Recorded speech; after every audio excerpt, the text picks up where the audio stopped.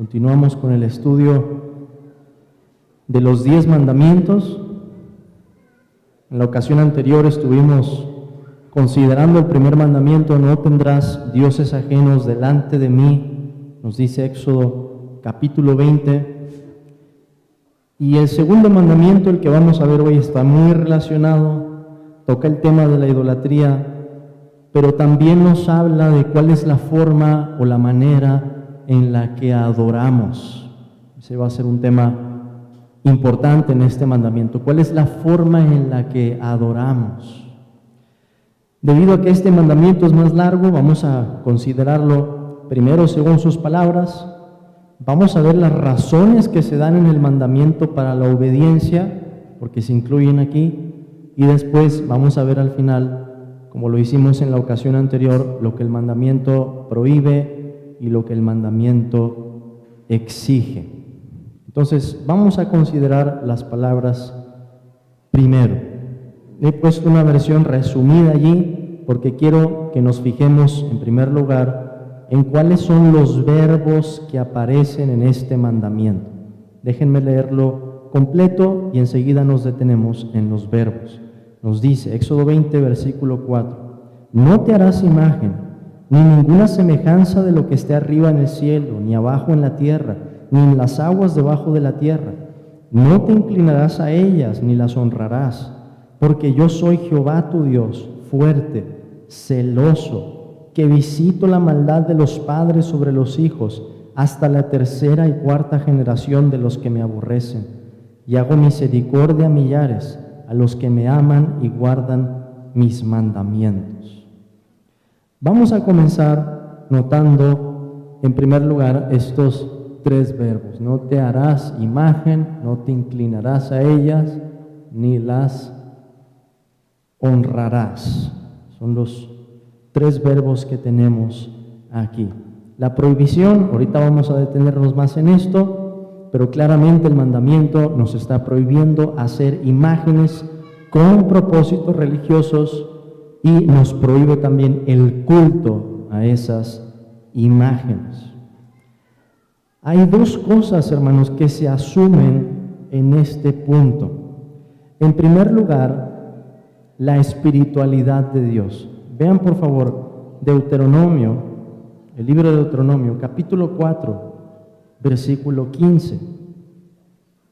Deuteronomio, capítulo 4, versículo 15, que nos dice lo siguiente: guardad pues mucho vuestras almas, pues ninguna figura visteis el día que Jehová habló con vosotros en medio del fuego, para que no os corrompáis y hagáis para vosotros escultura, imagen de figura alguna, efigie de varón o hembra, figura de animal alguno que está en la tierra, figura de ave alguna alada que vuele por el aire, figura de ningún animal que se arrastre sobre la tierra, figura de pez alguno que haya en el agua debajo de la tierra. No sea que alces tus ojos al cielo y viendo el sol y la luna y las estrellas y todo el ejército del cielo, seas impulsado y te inclines a ellos y les sirvas, porque Jehová tu Dios los ha concedido a todos los pueblos debajo de todos los cielos.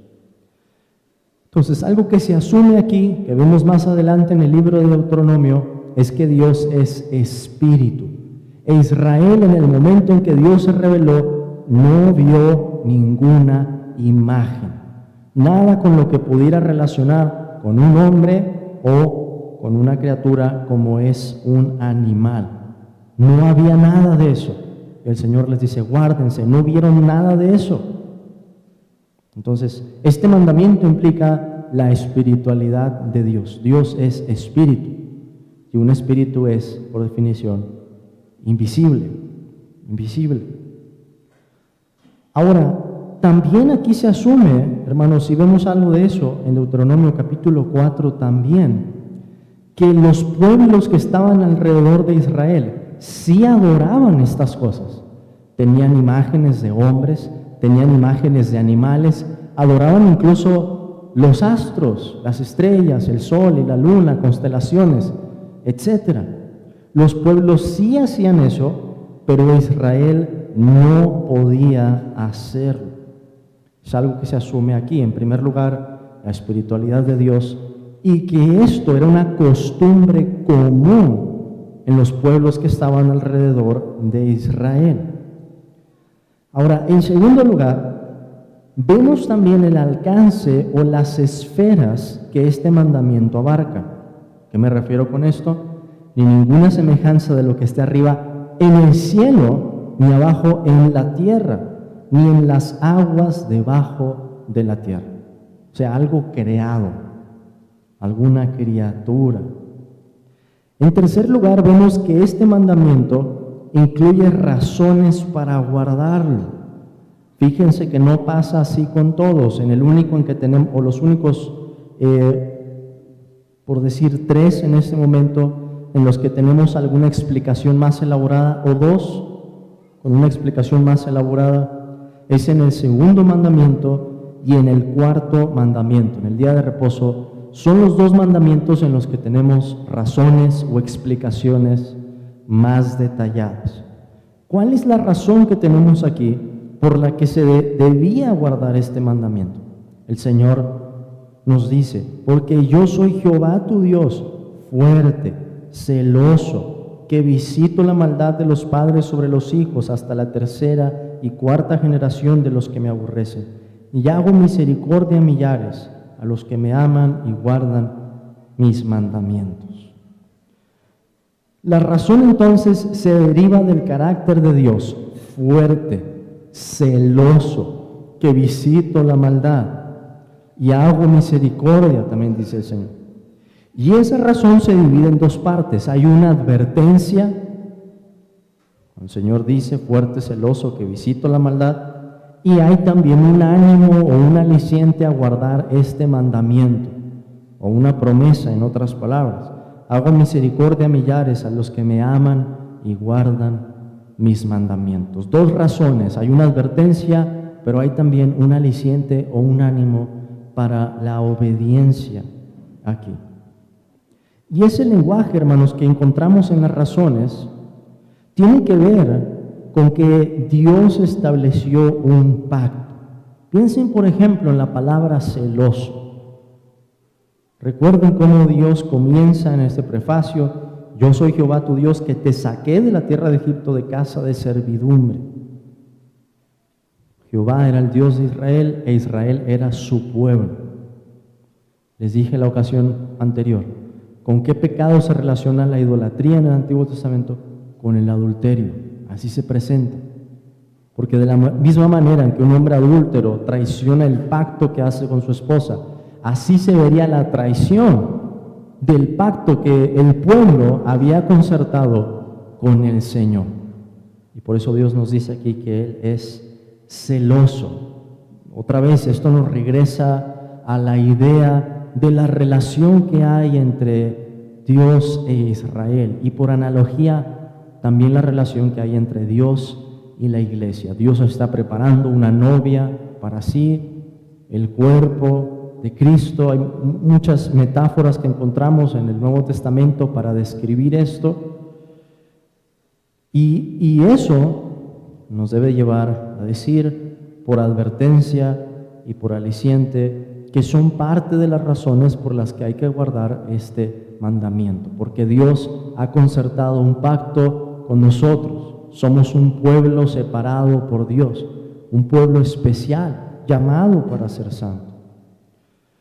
Habiendo visto entonces, hermanos, los 3 verbos que encontramos ahí: la espiritualidad de Dios, la idolatría de los pueblos alrededor de Israel, las esferas que abarca el mandamiento y las razones que tenemos allí, podemos pasar a considerar qué es lo que el mandamiento prohíbe y qué es lo que el mandamiento exige. ¿Qué es lo que prohíbe en ese orden?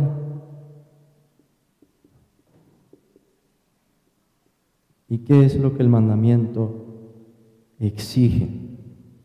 En primer lugar, en cuanto a las prohibiciones, el primer pecado que se denuncia en este mandamiento es la adoración a imágenes, adoración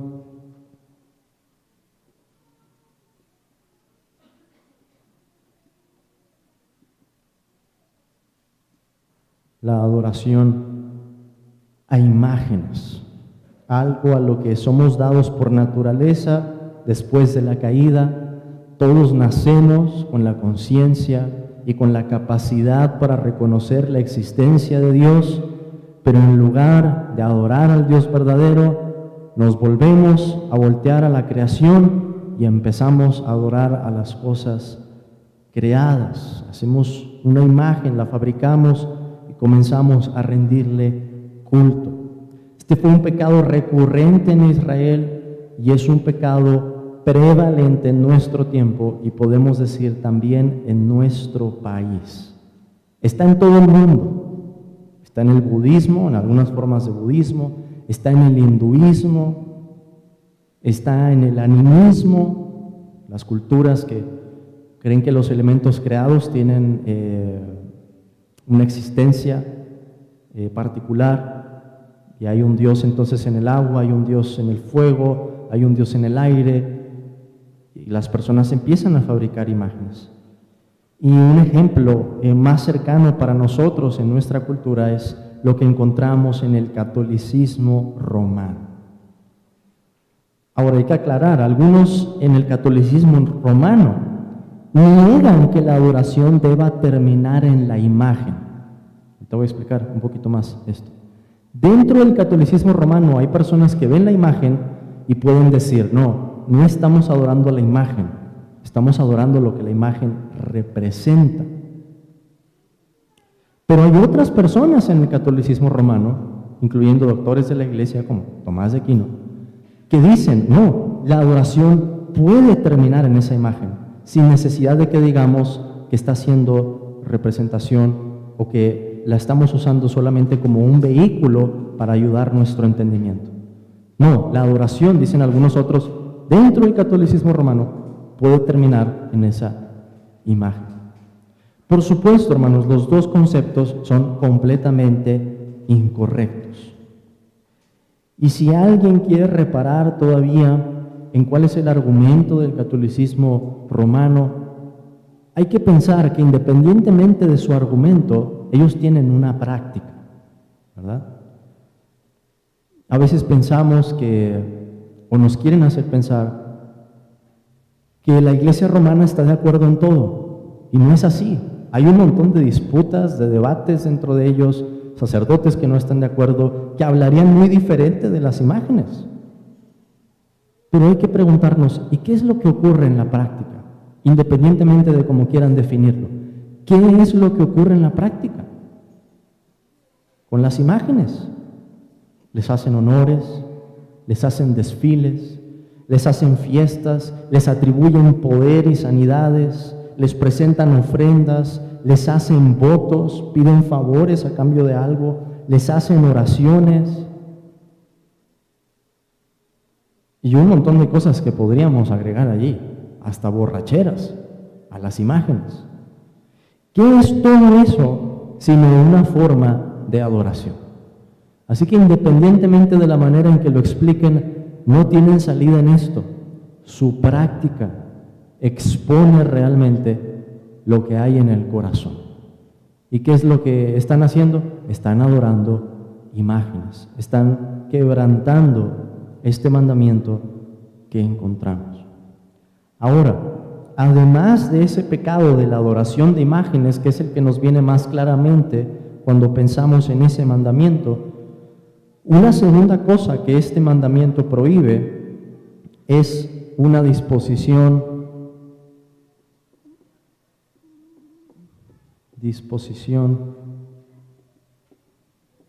irreligiosa. Irreligiosa, o sea, lo contrario de religiosa. Alguien que dice, a mí no me importa que la gente adore lo que quieran. Yo no voy a adorar a nada. Ese tipo de actitud, hermanos, está prohibida también en este mandamiento. ¿Por qué? Porque en este mandamiento se incluye una forma de adorar. Dios quiere ser adorado. Dios demanda ser adorado. ¿Necesita Él algo? No, lo hace por nuestro bien. Pero si alguien dice, a mí no me interesa, yo no quiero tener nada que ver con la adoración, a mí no me interesa saber nada del cristianismo, los mandamientos. Ese tipo de actitud también está prohibida aquí. Se supone que debería interesarnos la adoración y que por eso estamos viendo este segundo mandamiento. Entonces, ese tipo de actitud o de disposición también se reprende aquí. Como lo habíamos visto en el primer mandamiento, se prohíbe el ateísmo, aquí se prohíbe algo similar, una disposición que dice: a mí no me interesa la adoración a Dios. Pero además de una disposición irreligiosa, se prohíbe también una adoración caprichosa. Una adoración caprichosa. Es decir, adorar a Dios de una manera inventada por nosotros o por otras personas. ¿Y tú cómo estás adorando a Dios? Yo le prendo una veladora y eso me ayuda y me siento en paz y hay tranquilidad en mi alma. Pues sí, pero ¿cómo inventaste eso? ¿De dónde sacaste eso? Yo adoro a Dios saludando al sol. Eso no viene en la Escritura. Hay una forma correcta de adorar y este mandamiento nos lo demuestra. Dios no solo quiere ser adorado, Él demanda ser adorado de una manera en particular, no de la manera en que a nosotros se nos ocurra. Hay una forma de hacer esto. Y vemos algo de esa idea en Mateo capítulo 15, cuando el Señor está hablando con los fariseos. Y cita del profeta Isaías, Mateo 15:9, cuando dice: pues en vano me honran. Ahora, noten esto. La gente quería honrar al Señor, pero ¿cuál era el problema? Enseñando como doctrinas mandamientos de hombres. El asunto no es solo adorar a Dios. El asunto es adorar a Dios conforme Él quiere ser adorado y no según nuestras tradiciones, nuestra invención, nuestras propias ideas. No es que yo siento muy bonito cuando adoro a Dios de esta manera, pero ¿está eso en la Escritura? ¿Dios manda ser adorado de esa forma? Si no, estamos quebrantando entonces el segundo mandamiento, una adoración caprichosa. Además de eso, muy relacionado con esto, una adoración negligente o descuidada, podríamos decir. Una adoración negligente, una adoración descuidada, una adoración rutinaria. También en Mateo 15 vemos algo de eso, versículo 8. Este pueblo de labios me honra, mas su corazón está lejos de mí. De nueva cuenta, en la forma en la que tenemos que adorar a Dios, no solo se incluyen los aspectos externos, el no hacer imagen, también está incluida nuestra actitud, nuestro corazón. ¿Con qué actitud vamos a adorar a Dios? Y esto prohíbe que lo hagamos de una manera descuidada o negligente. Además, también muy relacionado con esto, se prohíbe la hipocresía en nuestros actos religiosos. La hipocresía. El Sermón del Monte nos habla bastante de eso. Los fariseos oraban, los fariseos ayunaban, los fariseos hacían limosnas. Externamente estaban haciendo algo que había sido ordenado por Dios, pero ¿cuál era el problema? La hipocresía. No lo hacían para Dios. ¿Para quiénes lo hacían? Para los hombres, para ser vistos de los hombres. Oraban en las esquinas, mostraban a todos los hombres que ayunaban, y cuando iban a dar limosnas tocaban trompeta para que todos los vieran. Entonces, este pecado también se prohíbe en el segundo mandamiento. Ahora, pasando a algo un tanto más abstracto. Este mandamiento también prohíbe que hagamos representaciones incorrectas. Voy a poner aquí mentales.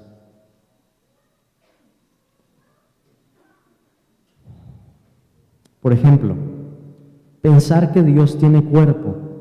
Quizá no me estoy haciendo una imagen física, pero si estoy pensando algo que está equivocado, estoy quebrantando este mandamiento, porque Dios no tiene cuerpo. O quizá pensar que Dios está sujeto a pasiones, que un día se enoja y al otro no.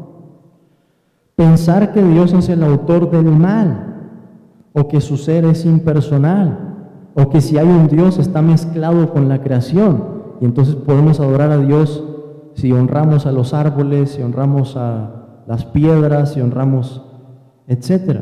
Quizá hay personas que no se harían una imagen física para inclinarse a ella, pero sí una representación incorrecta de quién es Dios. Y eso, hermanos, es algo que pasa en la mente, en el corazón, aun si no podemos ver eso. Por último, este mandamiento prohibiría la comunión con prácticas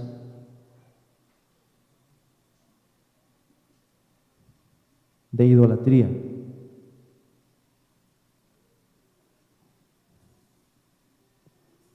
Comunión con la idolatría.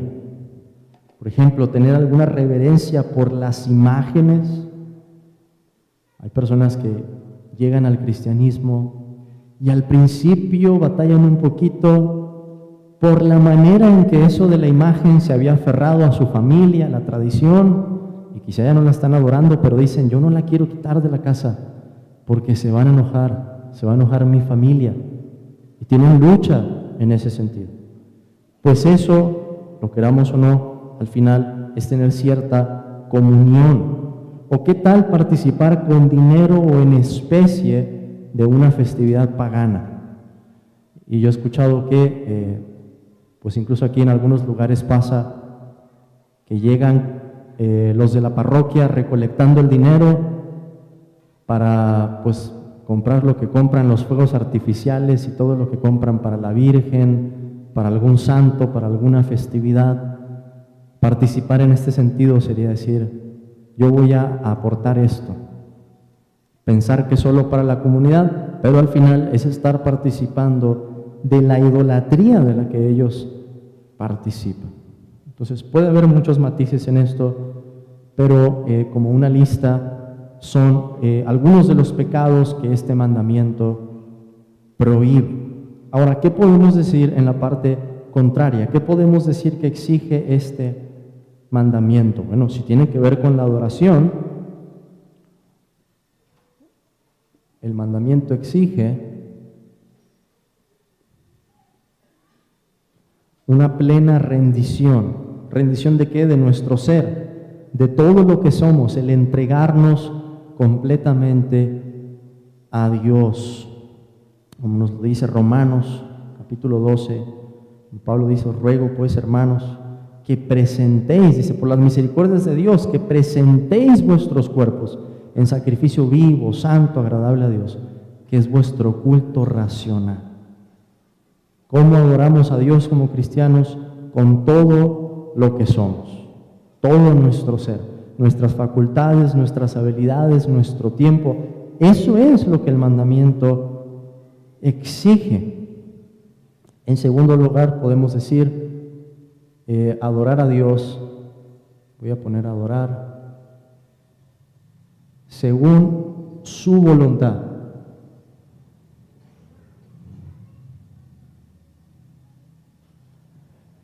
Lo que en la doctrina reformada llamamos el principio regulador de la adoración. Solo podemos hacer en la adoración lo que Dios nos ha mandado a hacer. Y si Dios no lo ha dicho, entonces está prohibido, no lo debemos de hacer. Pero si Dios lo ha dicho, tiene que formar parte de nuestra adoración. A eso me refiero con servir a Dios según su voluntad revelada. Entonces, el mandamiento no te harás imagen implica que vamos a adorar a Dios conforme Él lo pide, como Él quiere, como Él nos lo ha dicho. En tercer lugar, hermanos, esto abarcaría también servir a Dios con un corazón perfecto. Por supuesto, ninguno de nosotros puede alcanzar eso en esta vida, pero el estándar sigue siendo el mismo. Estamos hablando de lo que Dios demanda. Dios no rebaja de su ley. Y ahorita vamos a ver algunas aplicaciones de eso. Pero me refiero aquí con que nuestro corazón no esté dividido, no esté buscando otra cosa. Lo que Deuteronomio nos dice, como amar a Dios con todo nuestro corazón, con toda nuestra alma, con todas nuestras fuerzas, y el Señor agrega en el Nuevo Testamento, con toda nuestra mente. De esta manera, sin división, sin compartir la adoración que tenemos a Dios con nada ni nadie, en un lugar único. Y por último, hermanos, este mandamiento también exige una oposición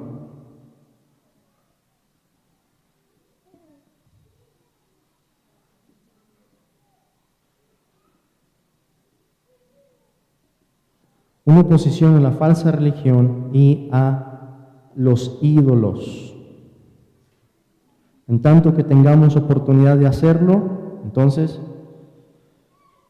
y claro está, debemos batallar contra esa ola de idolatría con la armadura que Dios nos ha dado, hablando la palabra, amonestando a las personas, diciéndoles que hay un solo Dios verdadero, diciéndoles que no podemos adorar a Dios a través de las imágenes que la gente se ha hecho. Y si estuviera en nuestro poder, hermanos, y alguien nos dice, oye, yo ya no quiero tener esta imagen, ¿puedes encargarte de ella?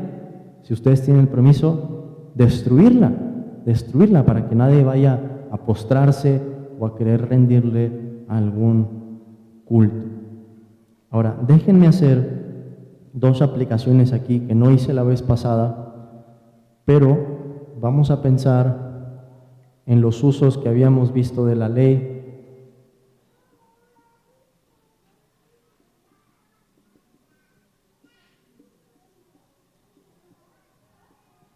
En el uso pedagógico y el uso moral. ¿Qué es el uso pedagógico? Vemos, hermanos, con esas prohibiciones y esas exigencias que ninguno de nosotros ha guardado este mandamiento.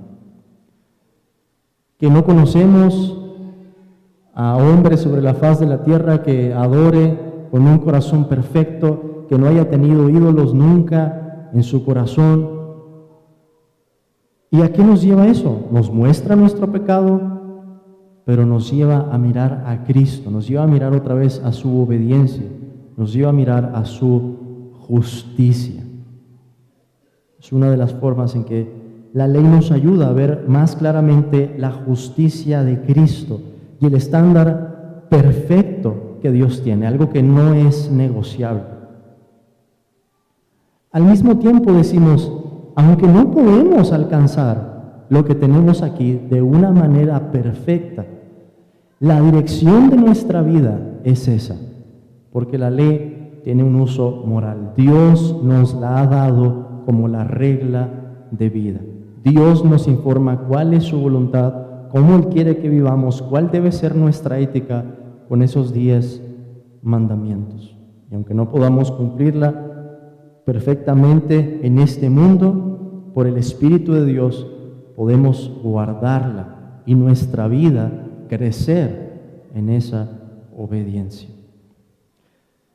Así, hermanos, terminamos en esta ocasión el segundo mandamiento,